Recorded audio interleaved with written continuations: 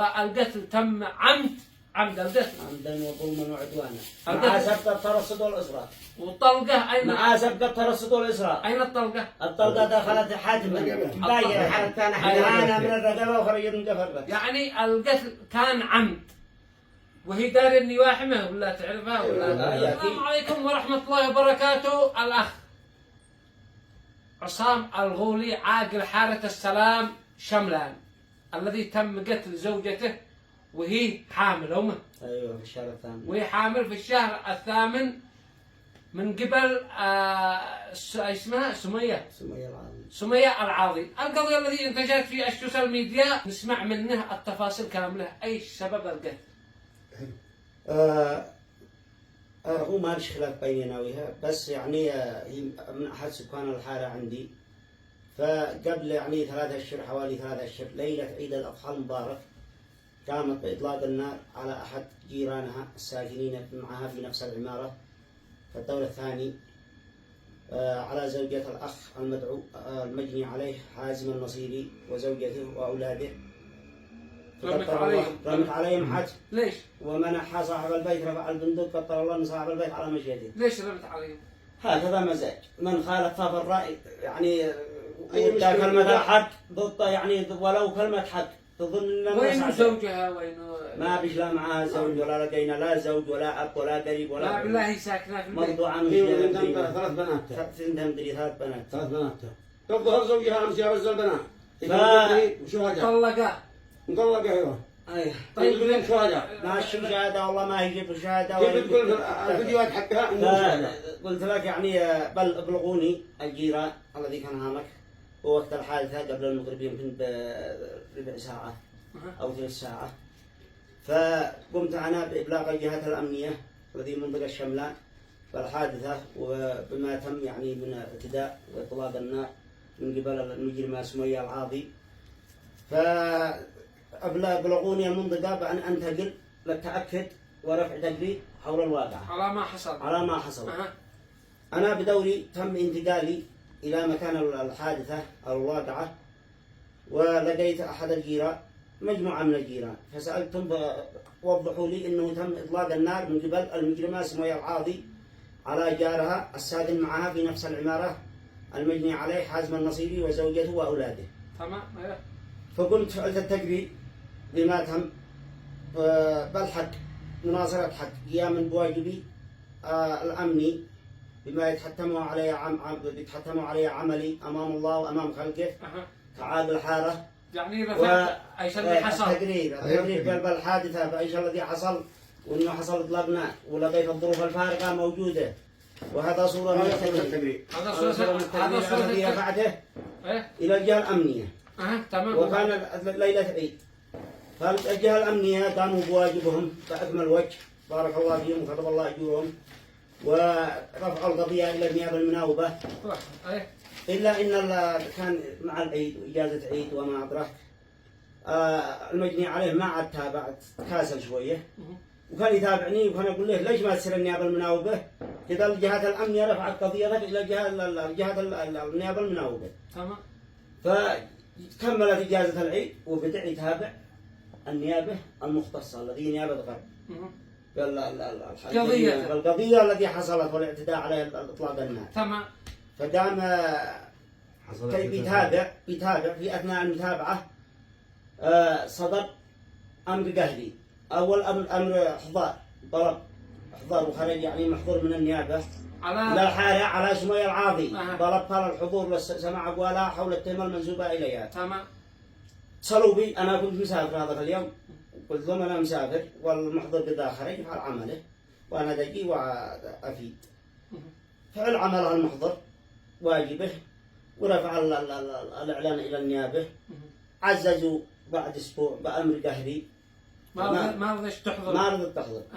عززوا بأمر قهري، قامت في نفس اللحظة وهم بيعززوا بالأمر القهري وعمموا على جميع النقاط ومداخل الجمهورية المداخل العاصمة على أساس القبض عليها. قاموا يعني في أثناء قامت هي المدعوة سمية العاضي في أثناء ما هم بيعمموا بالأمر القهري بإنزال فيديو. نزلت فيديو تطعن في عرض من؟ في عرض هذا المجني عليه حازم النصيري الذي وإسرته وبناته الذي صايحه الذي اطلقتها النار عليه. ما قالت في الفيديو. قالت انه يعني انهم بيت تعارى وان الناس بيجوا يخزنوا عندهم وبنات بيصيرن ال50 وساعه يجي كانت هكذا في الفيديو. لاحقكم داقكم هذا اللفظ. نعم والفيديو موجود مثبتها قضيه في اثناء وعادي ما ضبطوها بالامر القهري موجب الامر القهري. تمام. ايوه. وانها بتطلع ال50 تخزن معاه يعني كبار وفوق صوالين وبمطرات بيجوا لهم وكذا بهذا الشكل. تمام. بعدين وفعلت شويه للعادل انه متواضي وانه فاسد. على اساس ايوه على اساس انه والمنطقه الامنيه نفس الخبر مع ان المنطقه الامنيه قامت بواجبها باكمل وجه والعادل كذلك. وحينها تم ابلاغي بالفيديو هذا قلنا وثق فالنيابه تطبق الاوامر القهريه موجوده. هذا قبل ان يصدر الامر القهري في اثناء تجهيز الامر القهري. تمام. صدر الامر القهري جلسوا يتابعوها الجهات الامنيه قاموا بواجبهم على اكمل وجه بارك الله فيهم واجبهم الامني وكانوا يتواصلوا بي على اساس نجاهزها او نبصر الاوقات التي تتواجد فيها. فكانت ما تتواجد الا الليل. تخرج الساعه 7 الصباح 7:30 هذا المدعو اسمه يا العاضي. تخرج الساعه 7:30 صباحا ما ترجع الا الساعه 8 مساء فالليل. فجلسنا نتابع الموضوع حتى تم القبض عليها وارسالها الى النيابه. المهم اخيرا تم اطلاقها من النيابه بموجب ضمانه. خرجت يعني من القضيه. نعم. هذه ايوه من القضيه. القضيه الذي رمت على القضيه الذي الجيران على نفس الجار هو نفسه. أيوة. نفس الذي رمت عليه ونفس الذي نهجت في عرضه. خرجت بضمانه. خرجت بضمانه. تمام.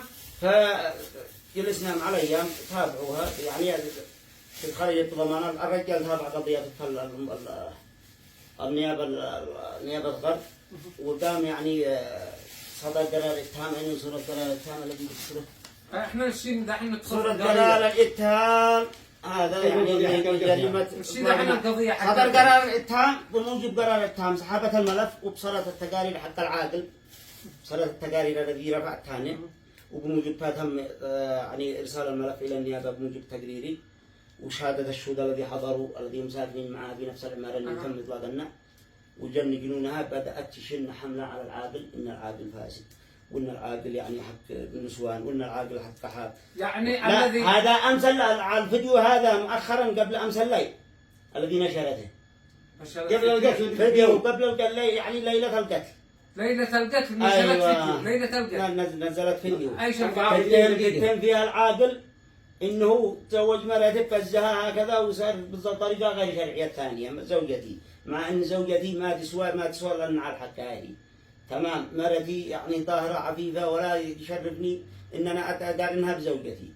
تمام. فقامت شنت علي الحمله وقالت الذي قالت وقالت اني يعني فعلت يعني التقرير حقي كذب ومزور وكذا بهذا الشكل. يعني ايش توصل انه العاده هذا حقك حاب انك تخليه ان الحب يقوم معك ما يجي ما يقوم معك. تمام. يعني اني حساسيات واضحه من التقرير الذي انت رفعته. اني واضحه شدت العداء علي لاني قمت بواجبي الامني. قمت بواجبي الامني بما يتحتم علي ضميري امام الله وامام خلقه كوني عادل حاله. تمام. وبعدها كيف حصل؟ شنت الحمله علي في الفيديو اخر الفيديو حتى قبل امس. حتى قبل امس وما بالله. تمام. فنزلت الفيديو هذا وفعل شويه المنطقه قالت انهم يعني حرامي او مخانث او ما قالت يعني ضمت الكل. المراه هذا بتنهش في اعراض جميع الشعب اليمني وفي نسائنا وبناتنا جميع الشعب اليمني وبتنشر الحرب الناعمه وبتنشر الرذيله الحرب الناعمه التي احنا بنحاربها وهي بتنشرها في جميع مقاطعها واناشد الدوله. تمام. ايش حصل؟ زوجتي بصرت الفيديو. انا كنت عند المره الاولى. زوجتي انتهي. كنت عند المره الاولى. تمام. زوجتي الثانيه بصرت الفيديو هي واختي. بصرنا الفيديو الليل وما علي الصباح هذا قمت انام هي مشوار شغلت سيارتي باب بيتي وقلت اسير على مشواري ما علي وزوجتي واختي في ملا عند السياره فالبيت الثاني هو جوار بيتي ما بيش فارق يعني متواصل البيتين. فقامت تجابرني بالفيديو قالت ابصرها هذا كذا بتكلم علينا وقالت قلت ما هو الخبر. قالت ابصر الفيديو انه بيشت وسب وقذف لنا تمام يعني خرجتنا من الاسلام. فقامت قالت تسير لا عندها على اساس تقول لها تمسح الفيديو. قلت يا مرة لا تسيري هذا دايش. قالت هي تعرفني وانا اعرفها وهي قلت تجد لا عندي وتغطي يوم عندي على اساس اني تمسح الفيديو واحنا نسير يعني على اساس ان لا عندها ونختي شارع 30 نبزل انا بس انا واختك تمام نبزل انا بس ونرجع عند المخيطه تستاذن من عشي على هذا الاساس. تمام قلت لها على بركه الله انا من رايي ندي. قالت خليني اسير اقول لا تمسح الفيديو ما فيش حاجه لا تدخلنا مع هذه المهادرات لا كذا لا سمعت لنا حاجه. فقلنا ان شاء الله. فسرنا وصلتنا على طريقي طرحت قرب البيت وسرت على غرضي على اساس ان انا اسير على غرضي. ما بيش خطيت يمكن 4 أو 5 دقائق ما علي اختي تصلي بدنا عند فتح الرحمه محطه فتح الرحمه قرب محطه فتح الرحمه بتقول لي ارجع رمت علينا ارجع بتقابلني وبدي يعني مبلوط. هذه اختي رجعت لا عند اختي ما به. قالت رمت علينا وبدي يفرقنا الثاني ما به ما والمرأة انجت المرأة قالت ما انا داري انجت هي عنده او خرجت هربت او ما انا داري المهم اغمي على اختي. فرجعت انا قلت خرجت كيف خرجت؟ صديات قالت انا ما عطرت شغل سيارتي وفزلتها على المربع حول السور حق الجمعيه قلت ابصر المرأة قد خرجت ورجعت لها نفس المكان وقد واحد بيتصل من الحارة بيقول مرأة مقتولة انا ضابط على الدنيا ما عطرت عندنا. اوصل وبه مجموعة من ابناء الحارة اثنين دري 3 موجودين ومرأتي مقتولة باب سكن شقتها المدعوة الجانية المجرمة سمية العاضي وكانت واحمة في الشهر الثامن جنين في بطنها ذكر يعني فعلت كشفها قبل أسبوعين والحمد لله على قضاء الله وقدره. الحين وين هذه سمية؟ هو نزلت تم إبلاغ الجهات الأمنية من قبلي نزلوا قاموا بواجبهم على أكمل وجه وتحرروا من الجريمة وجمعوا الاستدلالات وتحرروا من مسرح الجريمة وتم نقل زوجتي المجني عليها إلى ثلاجة مستشفى الثورة. وبالنسبة للمجرمة الجانية بعد تفاوض ما خرجت من الساعة 9 وربع ما خرجت إلا الظهر 9 الليل 9 الصباح حصل وزدنا جرت فيديو بعد الجريمة بتغادى يعني بتقول أنا طيبت خاطري وقتلتها وطيبت خاطري. هذا فيديو بعد الجريمة أثناء ما هم مطوقين على الدكاكين ومسحتك في نفس الأثناء. حتى الفيديو الذي نزلت علي الليلة الماضية مسحته بفضل الله تمام لأن الإنسان الصادقين كما الإنسان يعني عمل الوجه الله نسخوا بعض المتابعين المهم وانتشر في الفيسبوك نسبيا ولقينا الفيديو الحمد لله. والثاني بعد الجريمة هذا والثاني بعد الجريمة اعترفت بالجريمة وهي لا زالت معترف فالخبر عندك.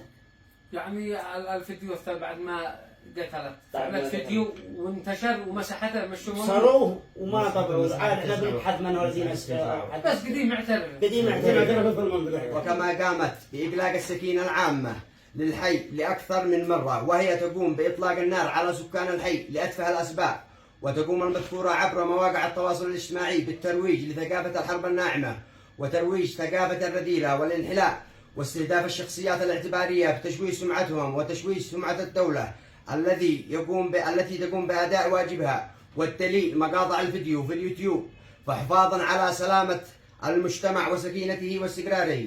نطالب الدولة والجهات المختصة بإنزال أقصى العقوبات بالمذكورة لارتكابها لما ذكر من جرائم آملين أن تجد شكوانا هذه ومناشدتنا آذان صاغية لدى الجهات المختصة حرر بتاريخ يوم الأربعاء. هذا طبعا التواقيع كلهم باسمه وصفته من جميع أهالي حي حارة السلام.